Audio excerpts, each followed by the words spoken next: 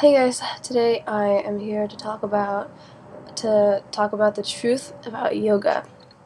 All right, so everyone goes to yoga classes, and very few people know what yoga actually is, and I think this is a bit of a problem in America, and now a lot of other countries that are following the American tradition of yoga as opposed to the Indian one.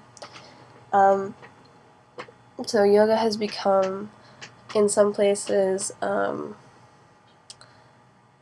in some ways of teaching in America, it's become like a way for you to escape from it all.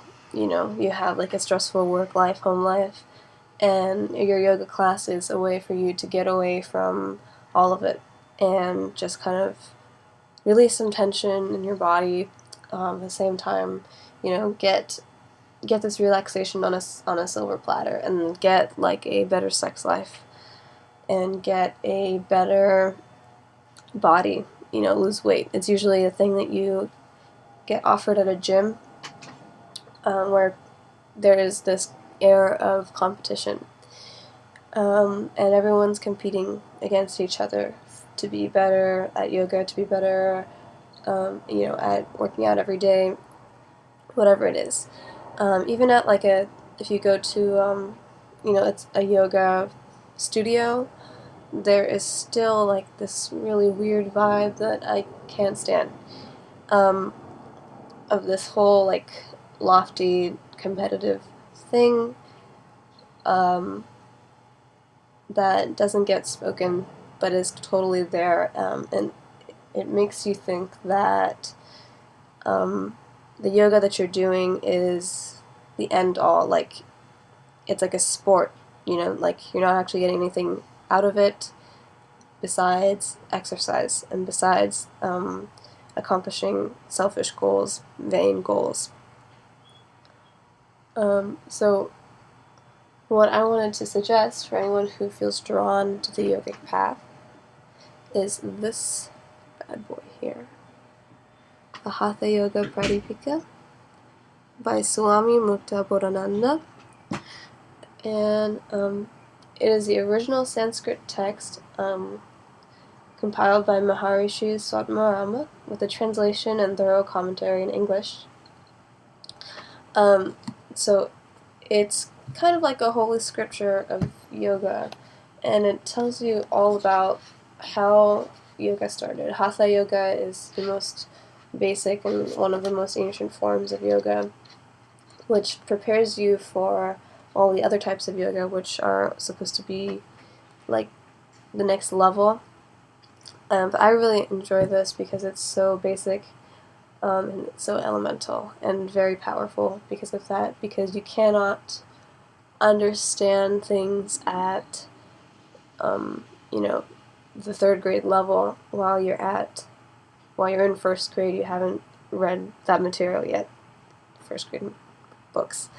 So yeah, teaches you the basics, right? You'll know about chakras,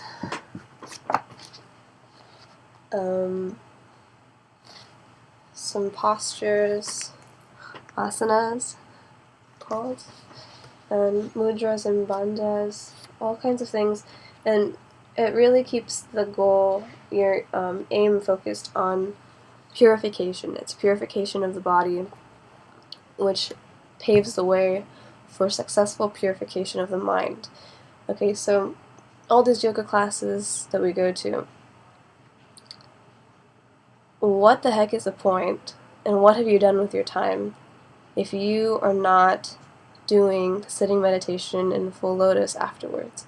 Because all of this yoga was originally designed, to go hand in hand with sitting meditation. Okay, so if you're not doing that, if you're not supplementing your yoga with that mindfulness practice, you're not getting the benefit out of it, really. You're getting transient benefits, but nothing that you're doing is creating any real change in your life. It's all temporary. And what this is about is really like permanent transmutation of your cellular matter of the energy that your body runs off of. And it's about changing your physical form into a vessel. That's just another fun time, just like a seal. A way to lock your energy centers. These cool things.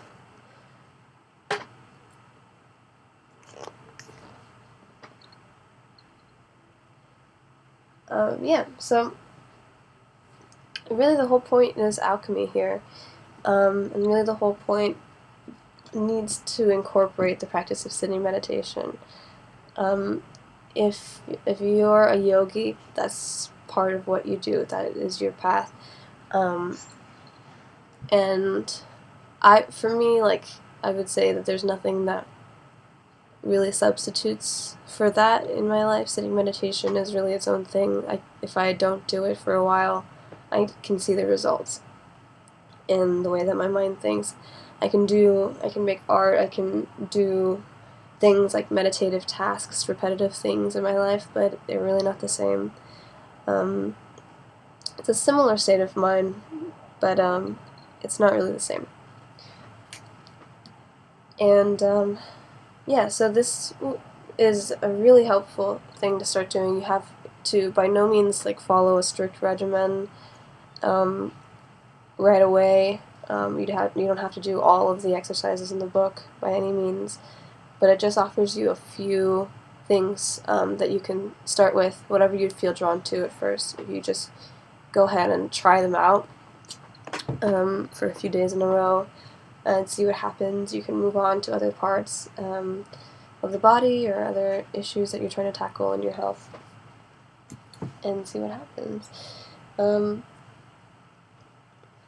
And yeah, it's a very powerful set of exercises and a very powerful set of scriptures as well. The things that they say about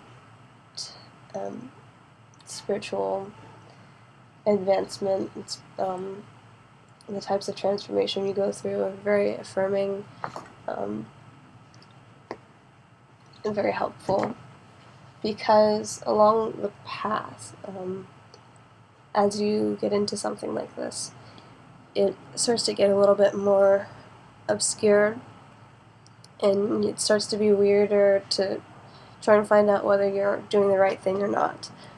Sometimes your connection gets shut off to source or whatever. Like, after you've had a spiritual experience, you'll be confused later on about whether it was okay, because you have all these societal, cultural ideas in your head telling you that it's probably a bad thing. You know, you get sick or something, and it seems like you've done something bad. But it's helpful to know, have a source that tells you that this is all part of a journey. You know, there's never, like, a wrong turn that you can make, and that you have to stay strong within your own understanding and your own beliefs. And yeah, it's a very solid source of information. And I would really recommend, if you feel drawn to yoga, to study this and practice on your own. Don't practice around other people, because I feel like that really poisons your ability to meditate, poisons your ability to focus on yourself. There is a whole thing about, like, the group energy that is fun when you're in a yoga class, but ultimately I think it kind of mixes your intentions with those of the people around you, whom, I don't know, my feeling is just that most of the women and men in yoga classes are people I don't really want to mix my energy with. I hope that's not bad to say, because something about them is really scary and, I don't know, competitive, I guess. And that's not what we're here to do. It's not about competition. So yeah, it's about individual experiences, and it's about becoming better, the best that you can be. and it's about finding your divinity, your own, and nobody else's, not in comparison to anybody else's. And everybody has their own ways of getting there. Okay, bye.